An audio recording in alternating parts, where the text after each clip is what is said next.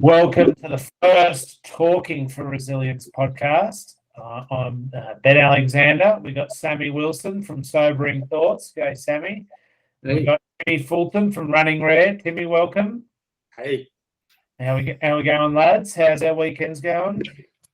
Good. Yeah. You go, Timmy. No, I was going to say a cracking weekend. Like, I can't remember having this good of weather in a long time on a weekend. About time.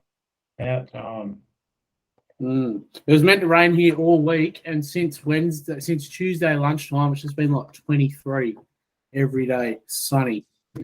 I don't think we got 20. Did we get 20 today here, Timmy? Yeah, I think we got over 20 first time. I think it's first time. So hopefully, no more. Well, I think it's going to be wet. I saw a report the other day saying it's going to be another wet summer. So anything's better than that bushfire summer. But so the three of us, for anyone that hasn't, no, this is the first episode, so no one has been listening. Three of us all friends from Running for Resilience. And then we've all started blogging, which is a group called Riding for Resilience. And then now there's even less of us left. There's only three of us left. Talking for Resilience. We've gone 200 people in Running for Resilience. 6 of us in Riding for Resilience, and we're the 3 most disturbed individuals. I don't know if it's a pyramid. That's a funnel. I think it's a funnel. First funnel. So 200 runners, 6 or 7 riders, 3 talkers, and hopefully bringing them. 3 blokes at the bottom with fucking nothing better to do. No decent hobbies. On a Saturday night. Just It's my screen frozen. All good for us. It's all good. All right. So why don't we go around and just chat about our backgrounds? I'll kick it off. So, I'm a retired sportsman, and we'll talk about our involvement running for resilience, how we got. Let's all do our Running for Resilience founding stories, like how we got involved, what we liked about it, or what attracted us to it, and then how we then got riding and now to where we are today. So for me, I'm a retired athlete, co-owner of the Dock, and when I retired, I knew I needed to keep active because I knew before I retired how good my mental exercise was for my mental health, especially like during the off seasons. As soon as I stopped exercising, within a week or two, I'd start feeling off, and so. Never went more than a week or so without exercising pretty much my whole life, apart from when I was injured. So when I retired, I needed to get into a new sport, and my mate goes, a week after I retired, goes, come to this thing called Parkrun. I was like, what's Parkrun? So went along, plodded along for 25 minutes flat, but had a great time and sort of really haven't missed one since. And so I was doing that for about a year. And, I did my 50th parkrun, so I didn't miss every single weekend for 50 weeks. And then I wrote a thank you blog to Parkrun up when I reached my 50th, saying, thank you for how welcoming the community's been. It's really helped me during a tough transition period, transitioning out of footy and my grandmother dying at the same time. Parkrun every Saturday gave my weeks some structure and some routine and kept me active. And all my mates were coming every Saturday, so we'd always go for breakfast each week. So I was just super grateful for that, helping me through the tough time. And then that article or that blog got reshared in the Canberra Times. And then a few months later, the Doc got an email from a guy called Matt Breen going, I lost my dad to suicide, but I'm looking to start a weekly run called Running for Resilience with the Dock, like to host it. And I was like, shit, yeah. It sounds like Parkrun out the front of the Dock every Wednesday night. It sounds awesome. And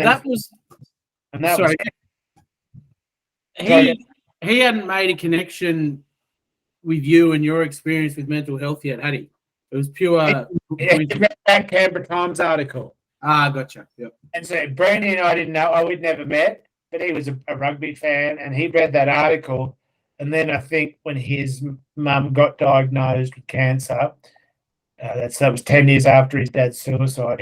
Brini went started going a really rough patch, and that's when he's like, "All right, I've got to do something for mental health and for his own mental health, just get him active." And he didn't really know what it. I think he was planning. You have to ask him, but I think he was planning to like get a group to train for a marathon or something. I can't remember exactly what he had in his mind running for resilience would be, but when he emailed going, "Oh, the doc like to host a run." I think it was Save Run. I was like, "Shit, Jackson, Google, you'll know Google." We replied straight away, "Shit, yeah, we're in. Count us in, and we'll shout everyone a beer and a feed." And then maybe a week or two later, we held the first one. About 20 people came. There's a few of his mates. We even had Zach Rolfe, the Northern Territory copper, who obviously been in the news for an unfortunate event. But yeah, it was awesome. The first one was really good. And then just week after week after week, people kept turning up and we kept having a good time. And then, I mean, I've just been up. We were a bit not sad, but when the pandemic came and we lost the momentum, because I'd seen how well Parkrun had gone, being 8 a.m. every Saturday, rain, hail, or shine.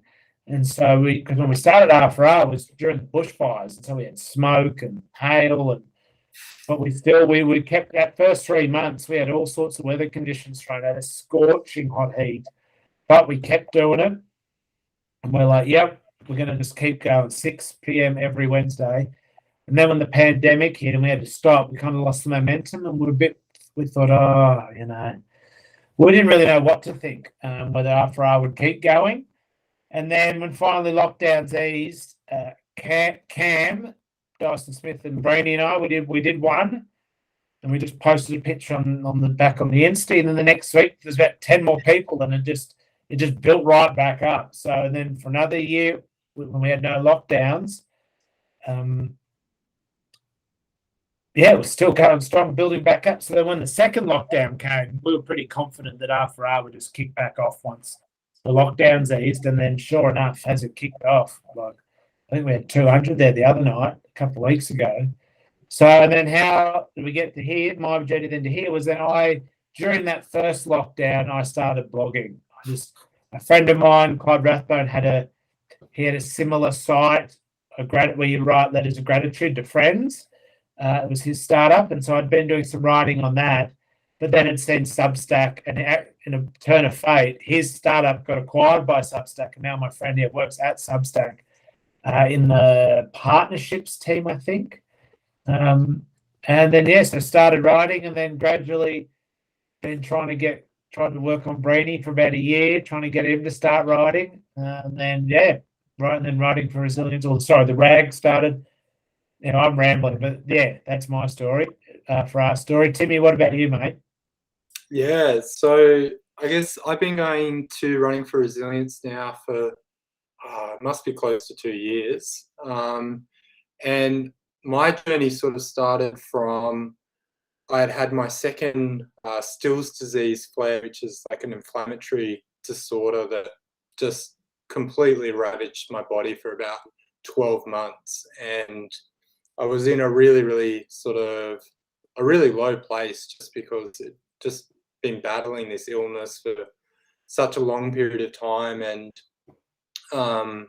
just felt kind of really hopeless and didn't sort of know how to sort of try and get life back on track. And it was during that period that the Australian government released the first national strategic action plan for rare diseases to look at providing sort of equitable treatment, research and awareness for rare diseases. And so I sort of saw the release of this document, and I guess saw where I was in life as well. And I was like, well, I want to try and be a part of trying to raise awareness for people living with rare diseases.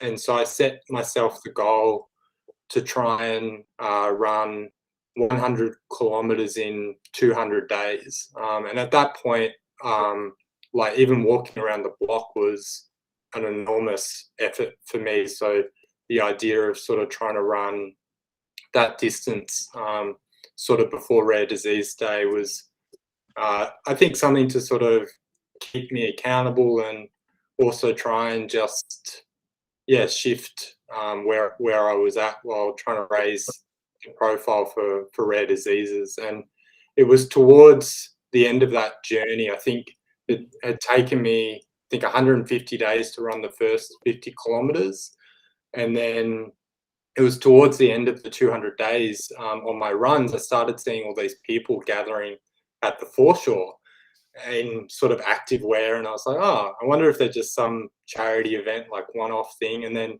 the next week I was running around the lake again, and there was this group of people congregating outside of the dock, and I was like, oh, that's weird, they were there last week as well. And then I think it was probably around maybe the third week that this had happened, I was like, this has to be a regular thing. And so I Googled Kingston Foreshore Running Group Wednesday, and came across Matt's website talking about his story and why he'd started running for resilience. And I was like, I got to email this guy, because like I'm doing this thing called Running Rare and he's doing this thing called Running for Resilience. There's some parallels in what we're trying to achieve, and running with people would be so much better than running by myself every day of the week, or however much I was running. And so Matt and I just sort of started talking over Messenger, and I was like, hey, this is what I'm up to, and it's so exciting to see what you're up to. Is there anything that we can kind of do together to sort of bolster up what we're each trying to achieve? And then just got the bug after the first run, and just found this community of kind of like-minded people that were trying to use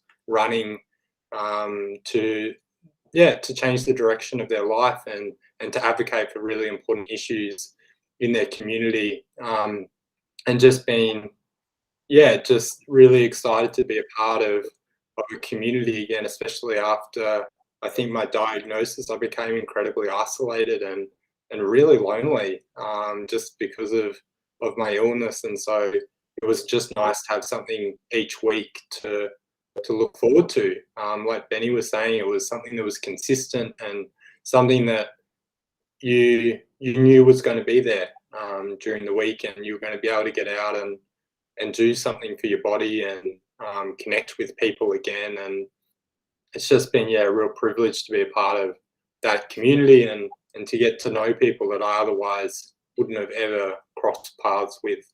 And then it was Benny sort of got me into riding again. Each time we're on our run, you really got to start yourself. You got to start a Substack, start riding again. You're going to be better off for it. And that advice has sort of held true. And that's, I think, why I've ended up in the trio that is now Talking for Resilience, because facing adversity is important, but you got to do it in community, and I think that's when you start seeing progress. Yeah, nice, mate. So, mate, when did you've been going about a year? What's your RFR story? Yeah, I don't know. I've been going more than a year, I think. I think I came before the lockdown last year a couple of times. Maybe 18 months ago I came to my first one. I couldn't tell you. Could probably look at Strava and tell you, but I don't think it really matters that much. I always ran by myself. I've run on and off for years and years. And I always thought it'd be weird, like running with other people. And I don't know, like I'm an anxious and self-conscious person by nature. So sort of like a little bit different to you guys. I never wanted to run with people ever. Like I'm a bit awkward and shy and anxious and whatever. And I also, though, like it was my time to do what I sort of, just to process my shit. Obviously back then I didn't have nearly the tools that I have now in terms of doing that, but it sort of joined a group called the Two Zoners on Twitter, just a bunch of dudes who very ordinary, average runners who just like to run. And the idea behind it was started by this guy, Jax, was to just support each other and have like a bit of a mental health sort of vibe to it. And then that's how I I saw 40 carrying on Twitter, so I threw him in there. He just started doing these fucking stupid long walks, like walking from Gungahlin to Tuggeranong, just cause. Mustn't have money for the bus, but he I think he knew Jess, and I think Jess might have was on Twitter and then started talking about R4R and whatever. And I think the first time I went was with Brent, maybe, and then Brent who? Brent who? 40. Oh, 40. Sorry. Yeah. So I think Jess was there, and anyway, so I turned up and it wasn't bad, and I sort of took and left it for a little while, being anxious and whatever, and sort of scared to talk to people, and so then sort of later on I realized fucking Tyson lived in my street, so I started sort of talking to him a little bit, and gradually sort of, it takes me a while to meet people. Like I can see, like, I don't know, I get confused I think my shyness gets mistaken for arrogance sometimes, because I just stand back and like look around, and but yeah, gradually met more and more people, got more and more comfortable, and realized running with people is the best. Like I always say about R4R is you go there and you just whatever, run it however you want, but I like to go there and just plod along and have a chat with somebody, and you don't even realize you're running. You've just run 6Ks, burnt fucking 400 or 500 calories. You didn't even notice you did it. You know what I mean? It's the best. And then you can have a beer after or whatever, like chat, or if you got a jet, you can jet. No one sort of go, what are you doing? Why are you leaving? You know what I mean? That's what I like about just the whole general attitude towards it all. And then through it, realizing that there were so many people similar to me when I've grown up for a variety of reasons you can read about if you want. Growing up thinking I was so unique and different and out of the ordinary, and I had no one similar to myself. And then you go for a run and there's like, at that time, maybe, I don't know, 50, 80 people who are in a lot of ways very similar. People who you'd look at and never think you'd have anything in common with. So yeah, that was pretty cool. And then I sort of just got to a point where I was comfortable going, and then tried to get there as often as I could. Mornings were a little bit difficult for me with what time I started work or whatever, but I got to a couple, and then just as I started getting really, really comfortable and making it all the time, I decided to move to the coast. So that was fucking cool. But I think what really started making me comfortable there coincided with sort of my riding. I remember that Benny, you saw on Twitter that I was doing basically at Easter. I had a big fucking breakdown, and I fucking put a fucking depressing tweet up on Twitter. Felt really bad about it a week later. It was about my drug and alcohol use and being depressed and stuff like that. And then a week later, I felt really, I suppose, obligated to show everybody who reached out and whatever and supported me on Twitter that I was, not just seeking attention and that sort of shit. So I retweeted the original tweet with a bit of a thread. It was received really well. So I did that for 10 weeks. And then I think Benny put one of his Substacks on Strava, and I said, oh, fuck, how good's doing this? I've been doing it on Twitter. And then I think he saw my Twitter. And then that night, you like fucking started getting into me. And I think from then I went on Substack because Benny said so. And it's been, honestly, it's been so good for me. Like I never, ever thought I would get so much out of writing, even though I've had psychologists for 10 years tell me you need to journal. But yeah, what would you know, even though I'm paying you to tell me what to do. But, those things that you discover by yourself later on that other people told you about ages ago. And then you tell them and they get mad at you because they're like, I fucking told you to do that 10 years ago, dude. But anyway, so I got there in the end, and it's, honestly, so yeah, so I haven't drank. I've been completely sober since my little meltdown at Easter. And if it wasn't initially, the community on Twitter and And then through that, sort of talking to Benny and then starting a Substack and then meeting, you guys and getting more comfortable around guys like Brainy and stuff like that. Then I got real comfortable at RFR and I really wanted to go whenever I could, Why is it after the sharing and the writing that you then felt really comfortable? Is it because other people from RFR were commenting? Yeah, well, it exposed me to guys like yourself and Timmy and Brainy and I just knew more people there. You know what I mean? So I just got more comfortable because I'd made at least one or two interactions with some of the people there. So I felt until that point, I was worried about rocking up unless I'd spoken to someone beforehand and made sure they were going too. It was only then when I really felt like I could just lob up and I'd find someone, you know what I mean? Or just run by myself, whatever. But and that's the bit I love the most about it. I don't need to text anyone. Are we going? Just know I'll rock up and someone I know will be there and that I can run with and have a chat to. It's so reliable. But yeah, so yeah, my tweets turned into my weekly update on Twitter, turned into a weekly blog, and it's just keeps getting well received. I keep getting people message me saying they relate or they appreciate it or they're getting something out of it, which is awesome. And I can't stop now because I feel like I owe it to the people who were there for me when I needed it the most. I've always said it does more for me than I can accept that it does for anybody else. If it does do heaps for other people, that's awesome. But I just can't believe that. And it does so much for me. Like I wouldn't be sober now if I didn't do that, Bob. No way.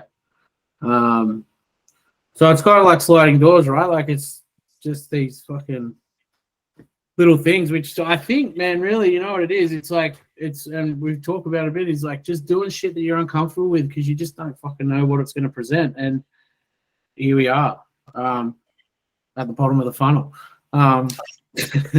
So, but nah, it's good, man. It's helped me heaps. Like this whole process, you guys, everyone I've met since, trying to get sober, and it's perfect. I can't really say for someone who says a lot, I struggle to describe how beneficial it's been to me, and now in turn my fucking 10-week-old son. Like it's so good.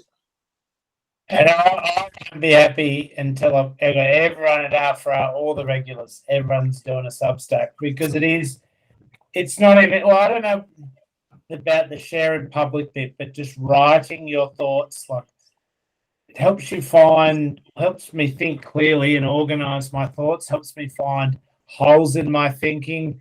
I guess it's then the sharing it publicly, like makes you realize that, like a lot of people think what you think and you don't feel quite so, like you're saying, Sammy, alone, or maybe you are so, you think, you're so unique or you're the only one that's got these troubles, but you're just by sharing your writing and your thinking, it's just, it's awesome. And I think everyone's got a story to tell, whether they write every week or every month, or it's just such a good tool for like just thinking things through.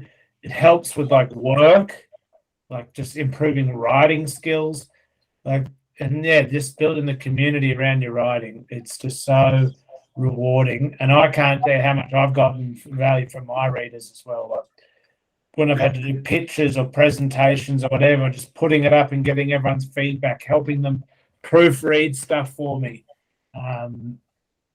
Strangers that I've never ever met are being so bloody helpful, and it's just awesome. And I think everyone should do it. Everyone.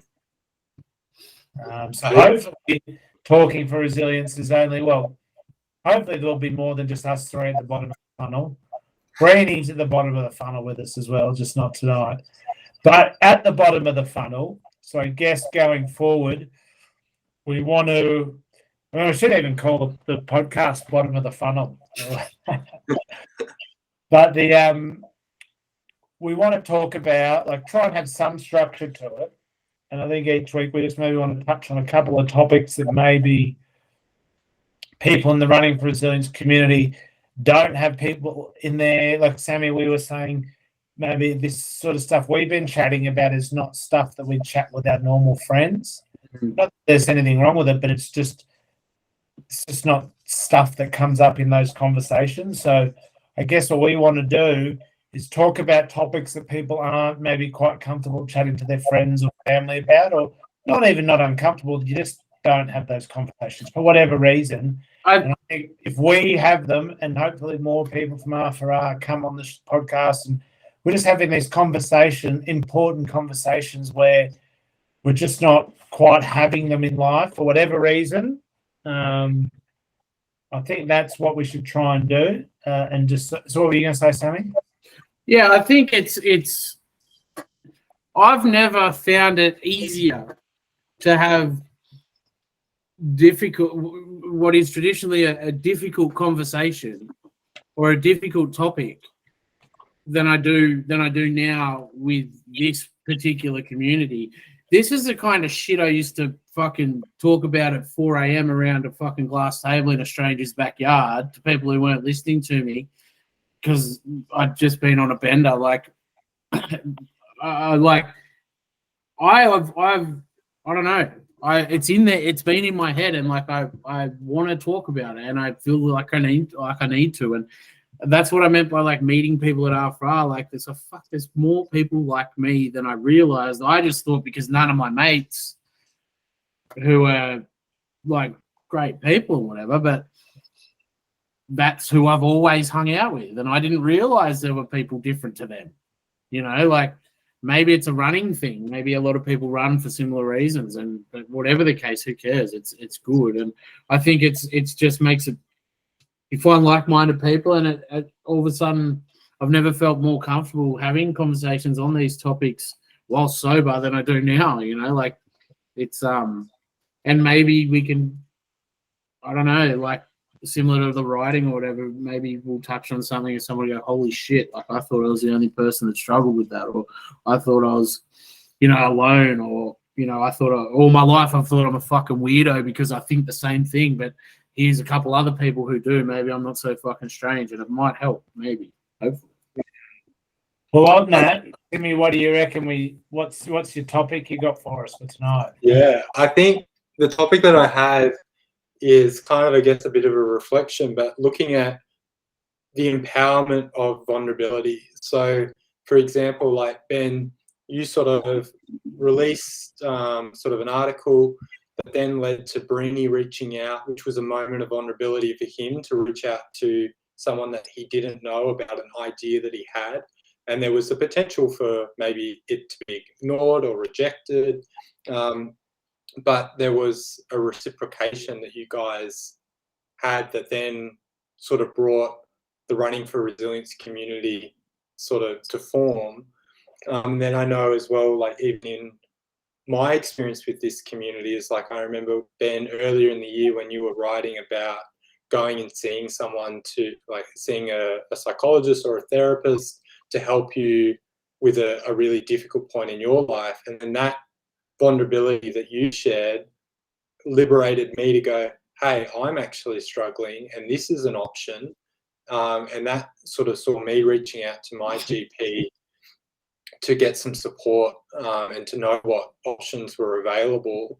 And I think that's a common theme. It's like the same with Sam being really vulnerable in sobering thoughts and sharing these ideas that are often difficult to maybe speak even just individually to someone, but let alone putting it into a public space. And yet I'm wondering whether you guys have had similar experiences around being empowered by someone being willing to be vulnerable about the reality of where they're at, or whether that's just something unique. But yeah, whether you guys have similar stories of how other people's vulnerability has empowered you to make positive changes in your life. I mean, I've got one was and it was earlier in the year. A friend put me in touch with a guy. I can't even remember his name now. Complete stranger, very high up at Zero. But he's spoken publicly and done lots of interviews around. He was an ex-rugby player who retired a long time ago, but he had a really, really rough few years. He had a heap of injuries and had to retire. His name was Craig. Oh, I can't remember his name, but I remember chatting to him.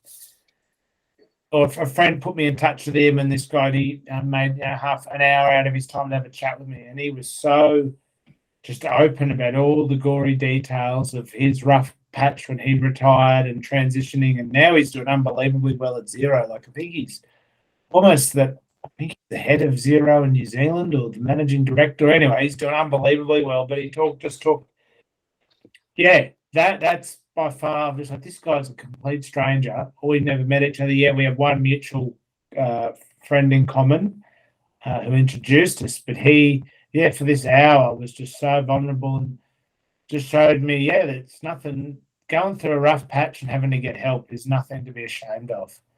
And that's sort of why and I didn't write for a little while, just didn't have the energy to do it. But once then my energy came back and I felt that I'd gotten better and got out of my depression, I was like, I want to write about it because hopefully other people might spark them into gear to go and get some help. And to hear that my writing helped you, Timmy, is awesome, because that was like Brainy said, if R4R helped just one person, it was worth the effort. And that's it. Every time I was writing or about my struggles in retirement and when I had my really depressive period at the start of this year, at the end of the pandemic, when I really hit a wall, there's nothing to be ashamed of. And just if it could help one person, me sharing what worked for me, then I was going to do it. So it wasn't like a goal to go out and be vulnerable or anything. I just had to share the details and the logistics of what I did and how I went about it, and hopefully other people can sort of copy my playbook or take bits from it and put it into their own playbook and figure out what works for them and help them out of their rough patch. But like on vulnerability, I think I tell a lie. The best bit of vulnerability that I see is every week in the rag. When they go, what would you tell yourself during your toughest patch of your life? Like towards it. So Bernie asked some nice questions, a bit fluffy and nice easy warm up questions. Leads them in. Leads them down the garden path. With a couple of the real king knockout punches. They're resilience, and then what would you tell yourself in the most toughest patch of your life? And I remember early on, Lily Mooney, I think she was the second rag or the third after me, and she just shared, like, straight up talked about her eating disorders, like when she was a kid. I was like, that's pretty brave of her, like to just share that with a bunch of strangers on the internet. And then a few weeks later, another woman shared eating disorders, and then I think the best one that stood out for me was Trudy sharing. She tried to commit suicide once. That was just unbelievably brave. Well, not brave, but she just put herself out there that she had a really, really rough patch. But I just take that as a sign that she trusts the readers. She trusts the people in that community, that she won't be judged for it. And I really think that little section of the rag, that tiny little pocket out of all the internet, is one of the best places to be vulnerable. And I think that's what is driving the connection of the community, because I think when someone is vulnerable, that is like how humans subconsciously know you can trust someone, if someone can be vulnerable, because they're putting up a facade or putting on a fake. When someone is being vulnerable, you are really getting to see what that person is like, and therefore you can trust them. And so I think that trust and that vulnerability is really what's driving R4R. Started with Breeny sharing his struggles, and then all these other people have had their, couple of words in the rag to share their vulnerabilities. And it's just, some of the people I don't even know that well, like I've probably spoken to them, but I've read their struggle and I just feel so much closer to them. I feel like emotionally connected to them, even though never had them around to my house. I don't know their partner's name, whatever. I still feel emotionally connected to them because they have shared their toughest times. So yeah. And if you guys are interested in reading the Upper Rag, we'll throw it into the notes on this podcast, and you can check it out for yourself. And if you like it, you can subscribe. So yeah, check out the episode notes. Hit that bell. What do they say on the YouTube? Hit that bell. Right.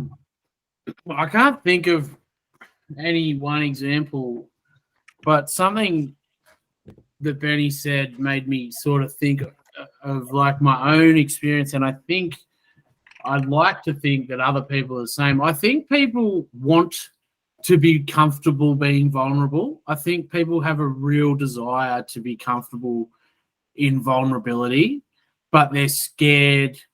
I think often the people who have that desire or need to be open and vulnerable are also people who have issues with self-esteem or anxiety. So they're already paranoid about the response, but I think the positive reinforcement from being vulnerable is also a greater reward for someone like that, because they've placed so much weight on that sort of vulnerability that they've shown. You know, like I know from my experience, like I want to talk about this shit, but I'm scared of how it's going to be received. I'm scared of how people are going to view me, you know, like, and I'm still, man, like 28 weeks on, did I just do that? I think it's 28 weeks on Tuesday, right? I'll be fucking anxious as when I hit publish, like real anxious. And it won't be until someone messages me or, you know, like say, for example, my anxiety goes to there and the flat line's there, but then the positive reinforcement comes that it slowly like dips me back below the flat line where it's nice and safe, you know what I mean? Like, but I didn't get that feeling without being vulnerable first. You know what I mean? Otherwise I would have just stayed flatline. I wouldn't have got the reward.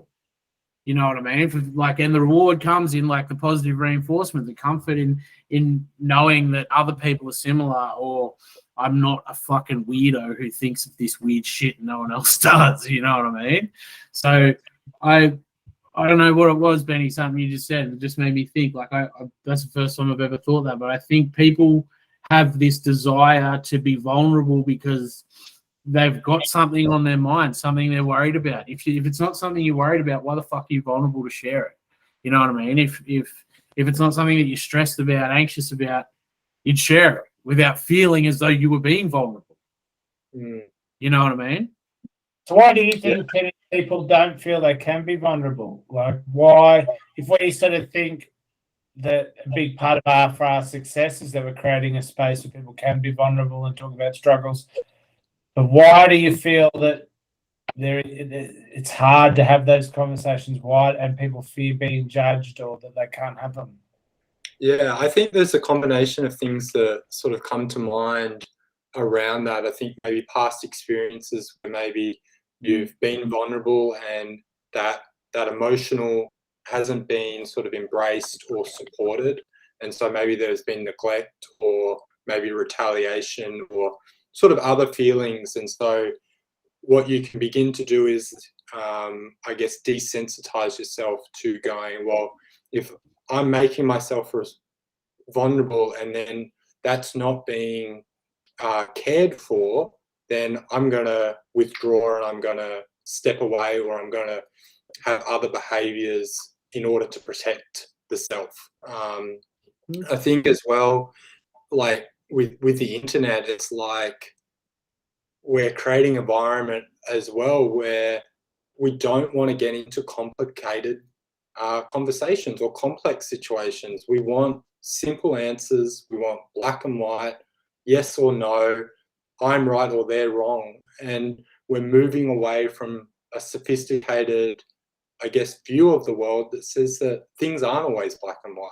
There is complexity to things, and that even if we have a differing opinion, that doesn't have to polarize us or segregate us from one another.